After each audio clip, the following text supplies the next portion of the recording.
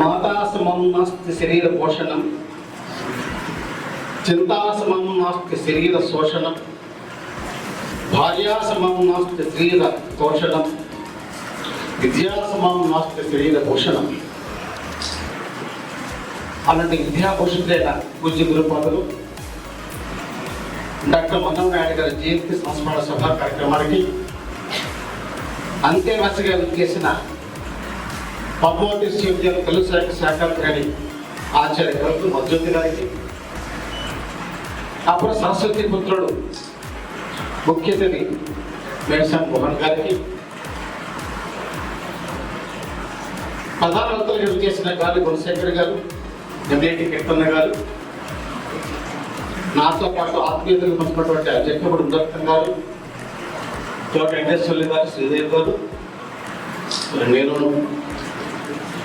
వేదిక ముందున్న మా గురువు గారు ఉమన్ గారు, అన్నగారు రమేష్ గారు, సీనియర్ గారు కొత్త అమరేంద్ర గారు, అమరేశ్వర గారు, సోదరి ఉమ్మ నాయుడు గారి కల్పన, మన్న కుటుంబీకులకు అందరికీ నమస్కారం తెలుపుకుంటూ, సభాధ్యక్షుడు సెలవించినట్టుగా నా పాలు నాకు తెలుసు. ఎందుకంటే ఈ సభలో సభాధ్యక్షుడు ముఖ్య అతిథికి సగపాలు, భక్తులకి మిగిలిన పాలు, మాది శేషపాలు. దీనికి ముందుగా మా పాలు, ఈ శేషపాలలో మేము ఎక్కువ మంది ఉన్నాం. సగపాలలో ఎక్కువ మంది ఉంది, అసలు మేమే ఎక్కువ మంది ఉన్నాం కాబట్టి మా హద్దు మాకు తెలుసు. ఖచ్చితంగా మీ నిబంధనలు పాటిస్తాం మేడం, ఇబ్బంది పెట్టాం. ఇవాళ ఈ శేషపాలలో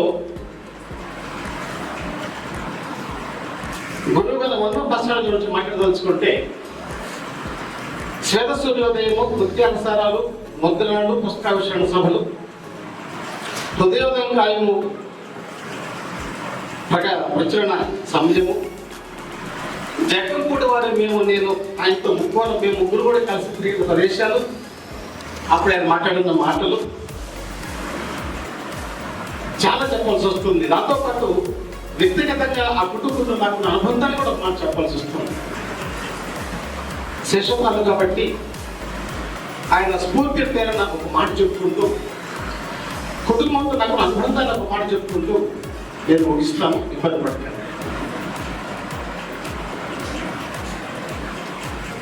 మన విద్యాసారాలు రాస్తున్నప్పుడు నేను జగ్గంపూడి వారి ఇంటికి వెళ్ళేవాళ్ళము. అంతకు ముందు కూడా నేను సార్ కలిసినప్పుడు ఒక మాసం నెల అయిపోయిన సార్ కలిగి పోయిద్దామా అనేవారు సార్, మేము వెళ్ళేవాళ్ళము. ఈ రచన కాకుండా రామాయణ భాగవతాలు రామాయణ చదువుతున్నప్పుడు కూడా ఆయన మేము సంస్థలకు వెళ్ళాము. మధ్యలో ఆపేసి మాకు మంచి సమయానికి వచ్చారు, ఇది వినండి అని చెప్పిన మాటలు చాలా ఉన్నాయి. అలా చెప్పిన మాటల్లో ఆయన నాది కోకపట్ట మండలమే, ఆ మండలానికి అటు ఆయన ఊరు ఇటు మా ఊరే.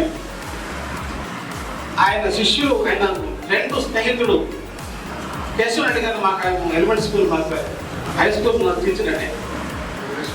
అవునండి, ఆయన లేకపోతే నాకు సాహిత్య భిక్షే లేదు. 6-7వ తరగతుల్లో ఆధారం శంకరెడ్డి గారు, కార్యక్రమంలో కేశవరెడ్డి గారు, ఇద్దరు లేకపోతే వాళ్ళని తెలుగు అయ్యాక నేను ఉండేవాడిని కాను. అది వాళ్ళ స్టాండ్స్.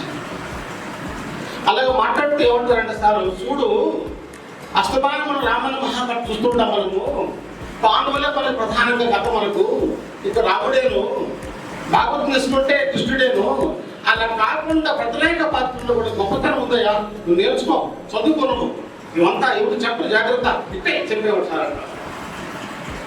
అలా చెప్పిన మాటల్లో తిరిగి కష్టపడి గొప్ప చెడ్డవాడు కదా, ఆయన మంచి మాట మాట్లాడండి చదువుకుపోయినా ఆయన మాకు చదివిన వాడు ఎప్పుడు ఉందా గురువు అని మధ్య చెప్పాడు.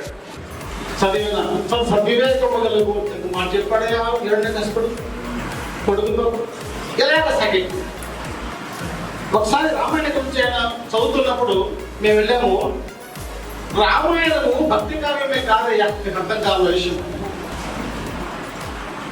చాలా మంది ఈ సభకు వచ్చినప్పుడు రామాయణ సదస్సు చేస్తుంటే ఏదో విమర్శలు ఏదో మాట్లాడతారు. ఇలాంటి పురుల వాళ్ళు ఏమన్నా రామాయణ సినిమాలు పెట్టారు వాళ్ళు, వాళ్ళ విషయం మాట్లాడండి. కొత్త విషయం ఎందుకు మాట్లాడడం, ఎందుకు రాముడు ఎవరు అని గీయడం ఎందుకు, అవంతా పక్కన పెట్టి వాళ్ళు కూడా ఏమైనా ఆవిష్కరించుకుంటే మంచిదేమో అని నా భావన. నేర్చుకో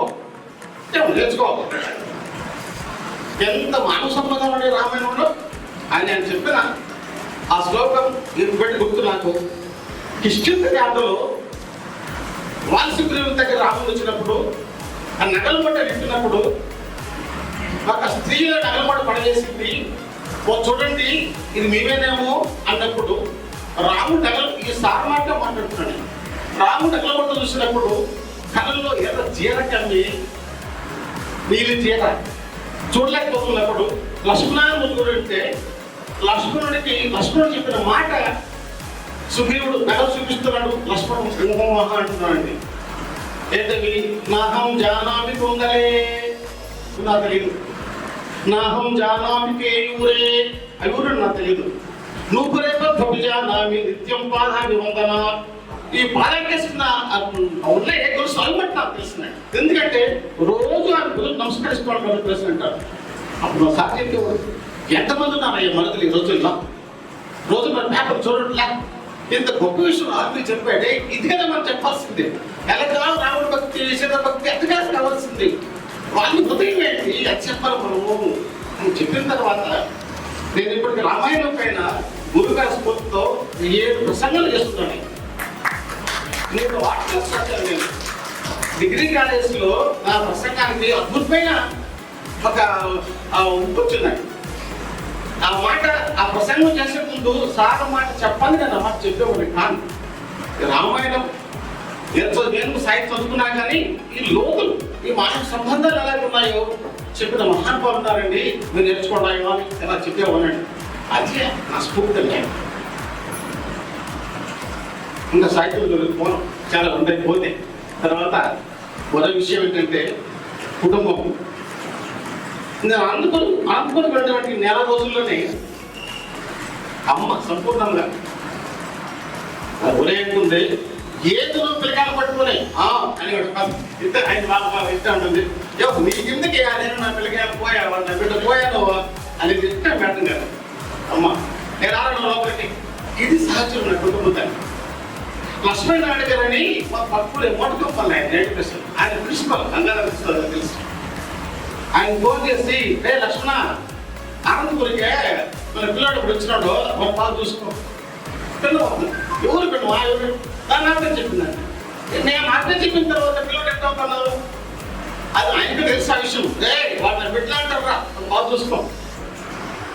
తిరిగి వచ్చిన తర్వాత రోజు ఇంటికి పోతే సార్ ఉండదు గారు అన్నారు.